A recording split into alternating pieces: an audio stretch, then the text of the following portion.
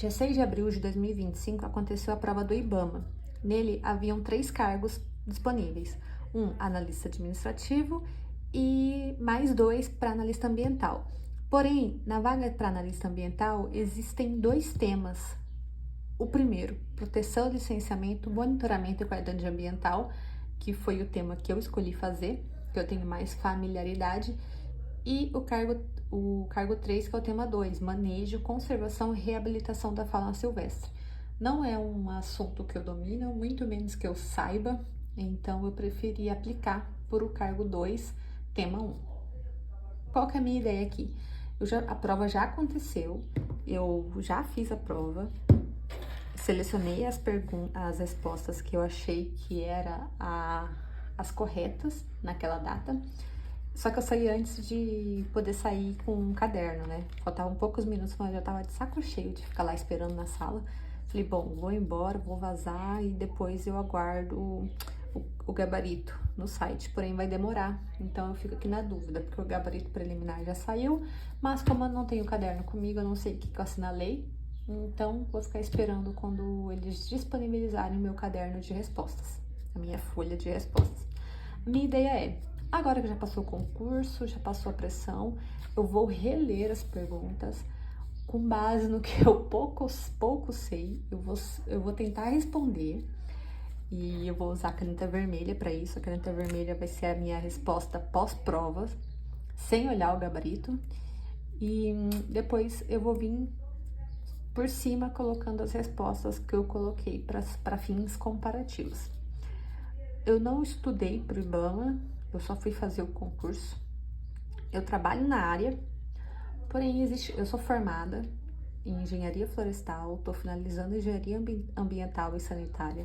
Trabalho na área realmente, mas assim, eu olho as leis quando eu preciso. Então o Google tá lá disponível, eu tenho uma base, eu tenho uma noção, mas sim, saber tudo, não tenho conhecimento.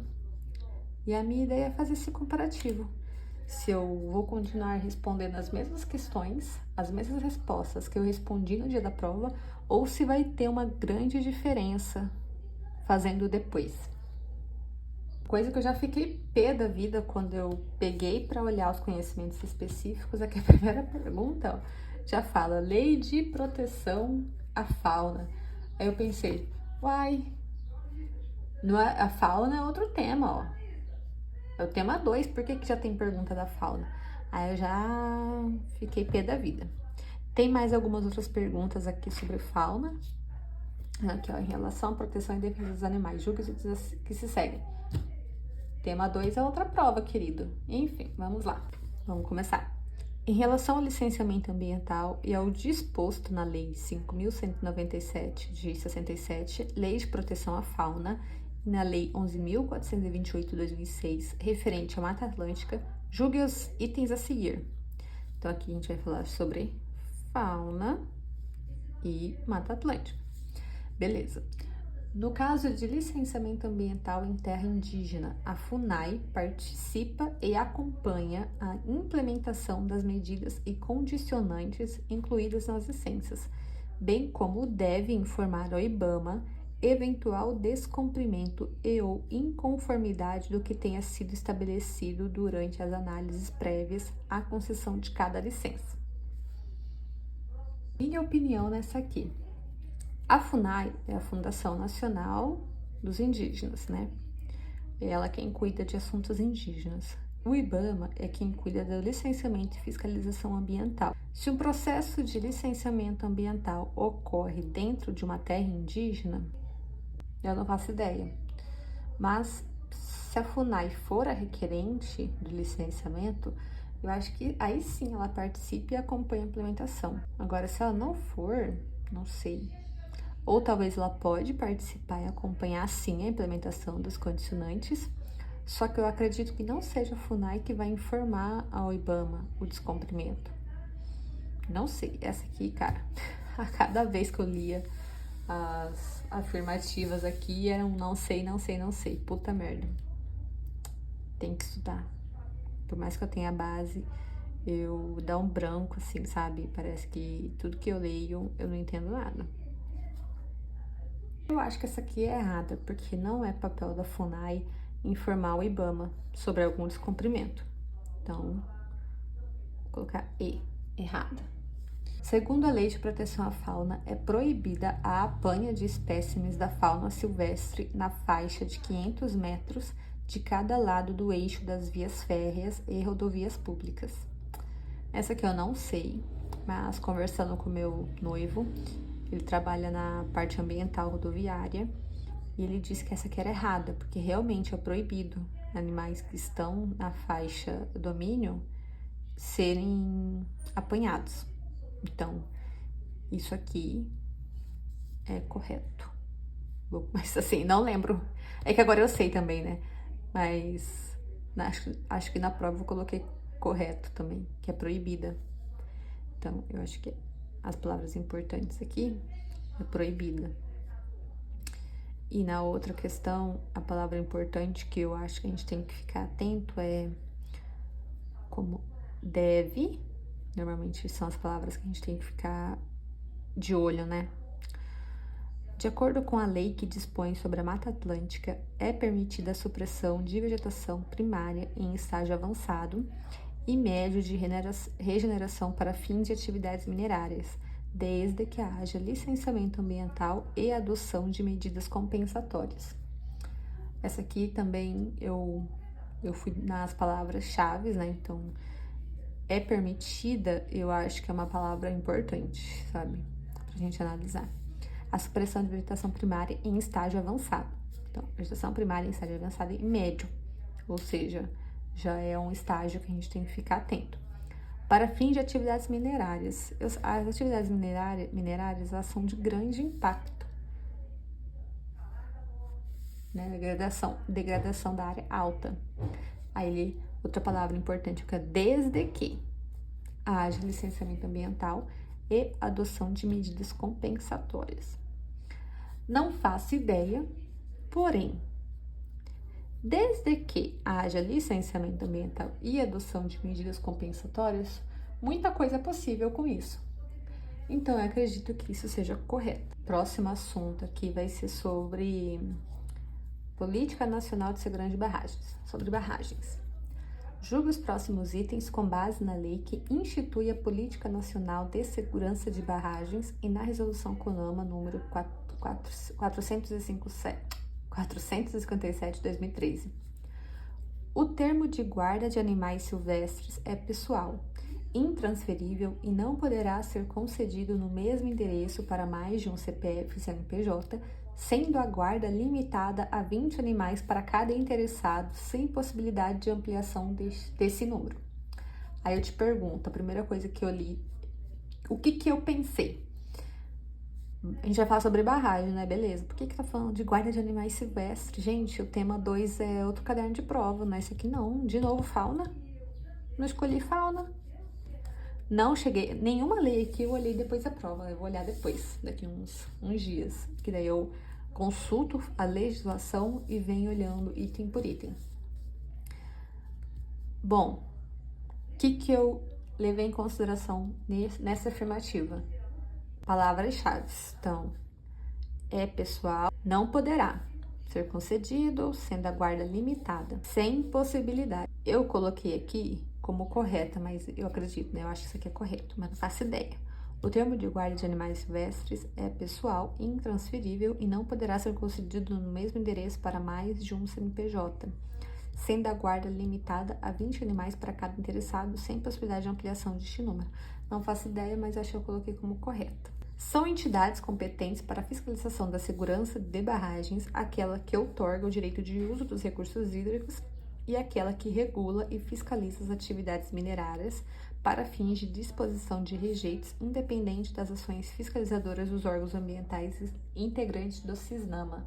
Essa aqui eu acho que na época da prova, no dia da prova, eu coloquei como correta, porque existem sim duas entidades. Tem o órgão que vai licenciar, outorga o direito de uso de recursos hídricos, e tem aquela que vai analisar processos, fiscalizar atividades minerárias, que é a Agência Nacional de Mineração, a ANM. Eu acho que é a ANM, Então, existe tanto a que faz outorga quanto a de rejeitos e barragens, atividades mineradoras. Então, eu coloquei como correto, eu acho, no dia da prova, e vou colocar também. Continuo colocando. Julgue os itens seguintes com base no disposto no Protocolo de Cartagena, sobre biossegurança da Convenção sobre Diversidade Biológica. Cara, eu nunca ouvi nem falar de biossegurança da Convenção sobre Diversidade Biológica. Quando eu li isso aqui, eu falei, putz, tô lascada.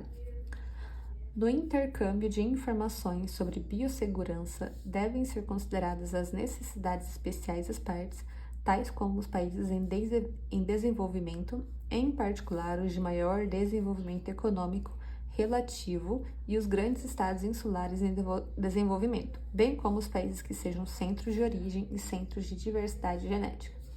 Palavrinhas-chave devem ser consideradas, tais como, em particular, bem como. Isso aqui não faço ideia, não sei o que eu coloquei no dia da prova. Acredito que isso aqui seja como correta. Porque se está falando de intercâmbio de informações sobre biossegurança, então deve ser realmente considerada a especificidade de cada local. Então, os países em desenvolvimento vai ser considerada uma coisa, em relação aos grandes estados também. Então, eu acho que isso aqui é correto. Os organismos vivos modificados, na prova caiu sobre modificação genética. Eu acredito que seja isso, né? Os organismos vivos modificados destinados à introdução intencional no meio ambiente da parte importadora e quaisquer outros organismos vivos modificados no âmbito desse protocolo devem ser identificados claramente como organismos vivos modificados com a especificação de sua identidade e seus traços e ou características relevantes. Não faço ideia, eu acho que é correto, porque se é um organismo vivo, né, que está indo para outro local, a gente precisa saber o que a gente está recebendo, né? O local que está recebendo aquilo lá tem que saber do que se trata, né? Ainda mais sobre biossegurança. Então, palavrinha aqui importante. Devem ser identificados claramente como organismos vivos. Então, aquilo que é um organismo vivo deve estar identificado como organismo vivo. Então, eu acho correto. Ao tomarem uma decisão sobre importação no âmbito do referido protocolo, as partes poderão levar em conta, de forma compatível com suas obrigações internacionais, considerações socioeconômicas advindas do impacto dos organismos vivos modificados na conservação e no uso sustentável da diversidade biológica, especialmente no que tange ao valor que a diversidade biológica tem para a comunidade científica. Entendi nada. Vamos de novo. Palavras importantes. Poderão, de forma compatível, considerações, papai, no uso sustentável. Acho que isso aqui, eu acho que é correta também. Porque eu tava querendo dizer assim, os países que vão fazer a importação do organismo modificado poderão levar em conta, quer dizer, de acordo também com as obrigações internacionais, que deve ser esse protocolo, de acordo com o protocolo, algumas coisas. Então, pode levar em consideração as questões socioeconômicas, o impacto que o organismo vai acarretar e o valor do valor que esse organismo vivo tem para a comunidade científica. Então, eu acho que é correta. Eu acho que é ok. À luz do disposto nas resoluções normativas da Comissão Técnica Nacional de Biossegurança, de novo, biossegurança, eu nunca nem vi sobre isso.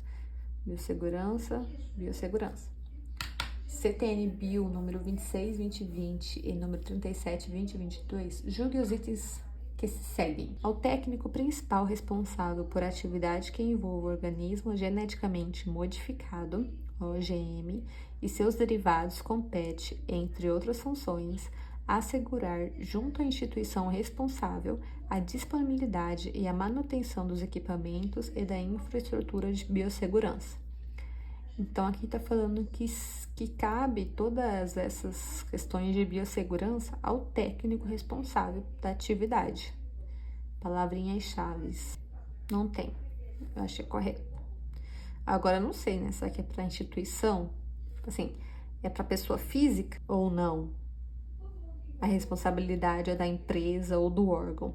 Não faço ideia. Coloquei como correta. Submetem-se às normas para atividades de transporte de organismos geneticamente modificados no território nacional os OGM e seus derivados que tenham obtido autorização destinada à liberação para uso comercial, observado constante no parecer técnico emitido pela CTNBio. Está falando que para OGMs que podem ser transportados são aqueles que têm autorização destinada à liberação para uso comercial. Não lembro o que eu coloquei, mas acho que isso aqui é errado, porque está falando aqui que é só para uso comercial. Pode ser que não, às vezes um organismo geneticamente modificado, ele pode ter uma outra função, um outro objetivo sem ser comercial. E aí, essa outra função pode ter normas também, vai ser inserido nas normas de atividade de transporte. Na época, no dia não sei o que eu coloquei, meu gabarito, eu acho que eu coloquei correto, mas hoje estou colocando errado.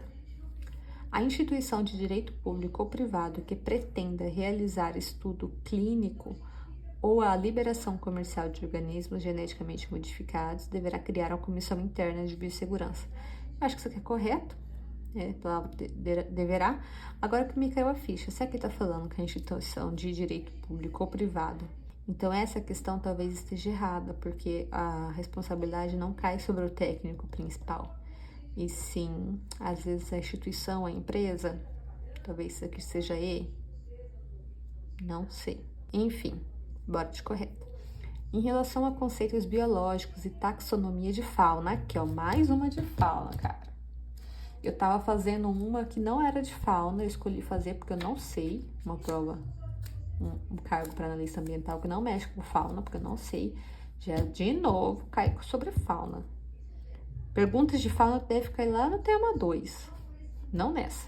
Fiquei puta, mas beleza, vamos lá. Fauna de novo. Embora predominem em ambientes extremos, os organismos do domínio arqueia, não sei nem falar, gente, podem ser encontrados em diversos ambientes moderados, como solos férteis, oceanos e água doce. Eu não faço ideia, nem sei o que é isso aqui. Palavras-chave, podem ser. Eu coloquei como correto, eu acho. Então, beleza, correto.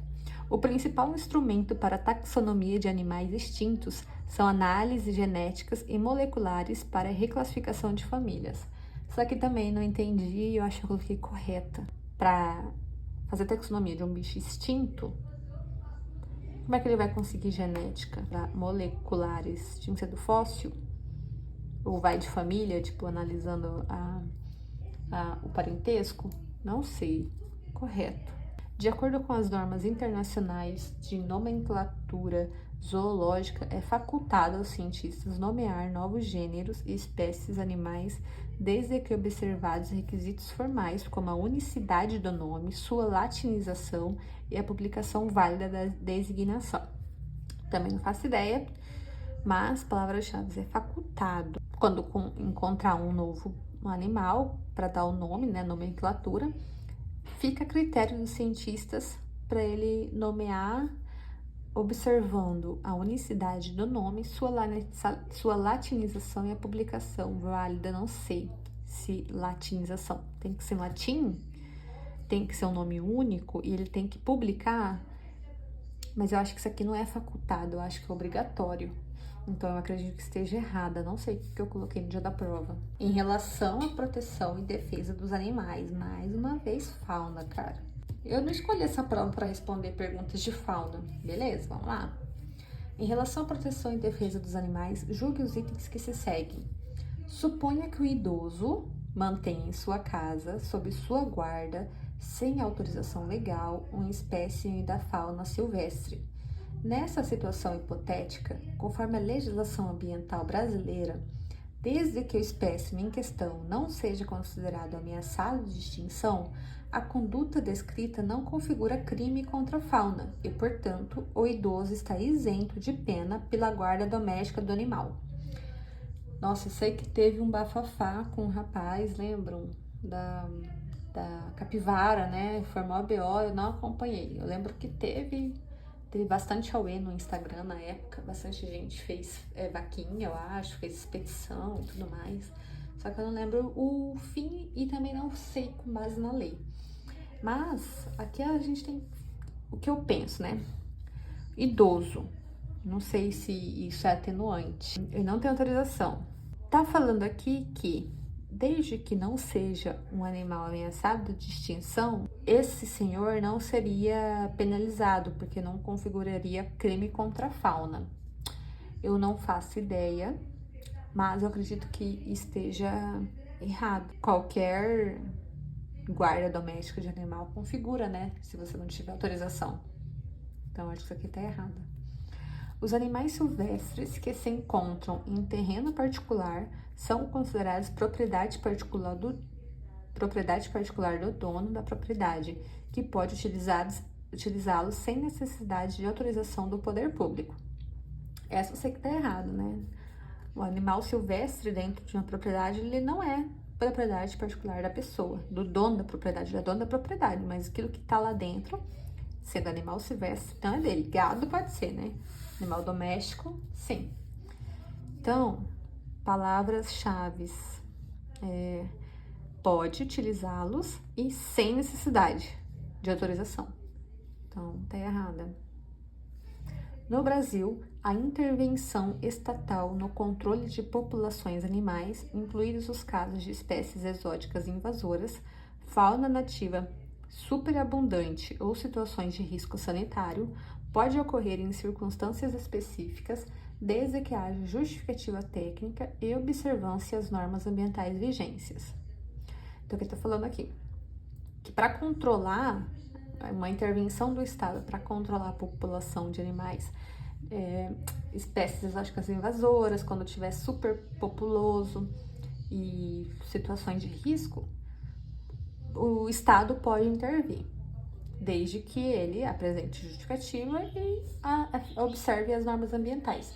Eu acredito que seja como correto, porque aqui no estado é liberada a caça de javali, porque ela é uma espécie invasora super abundante e pode, né, desde que, né, já foi feito um estudo falando sobre a superpopulação e os riscos que ela causa nas áreas plantadas, e pode se controlar, né, pode fazer a caça, desde que também a pessoa tenha o porte da arma, né, tem tudo, a carteirinha, é a CAC, né, acho que a CAC permite que faça a caça.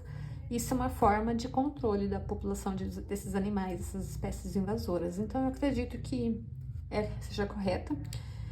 Eu acredito que eu tenha colocado também isso no dia da prova. E as palavras-chave aqui que a gente pode considerar, pode ocorrer em circunstâncias específicas, desde que.